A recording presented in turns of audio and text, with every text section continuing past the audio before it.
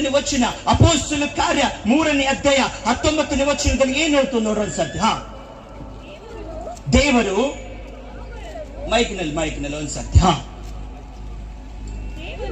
ದೇವರು ನಿಮ್ಮ ಪಾಪಗಳನ್ನು ಅಳಿಸಿ ಬಿಡುವ ಹಾಗೆ ನೀವು ಪಶ್ಚಾತ್ತಾಪವನ್ನ ಪಡಬೇಕಂತ ಚಪ್ಪಳೆ ತಡಬೇಕಂತ. ಇವತ್ತು ಎಷ್ಟು ಜನ ಪಾಪದಲ್ಲಿದ್ದಿದ್ರು, ಇವತ್ತು ನಿಮ್ಗೆ ಎಷ್ಟು ಜನ ಪಾಪಗಳ ಪರಿಹಾರ ಆಗ್ಬೇಕು. ಇವತ್ತು ಎಷ್ಟು ಜನ ನೀವು ಶಾಪದಲ್ಲಿದ್ದಿದ್ರು, ಎಷ್ಟು ಜನ ಇವತ್ತು ರೋಗದಲ್ಲಿದ್ದಿದ್ರು.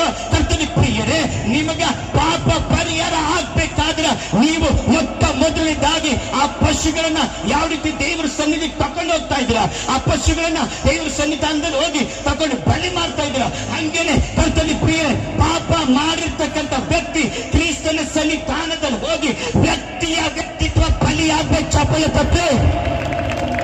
ಹಲ್ಲೆಲೂಯಾ.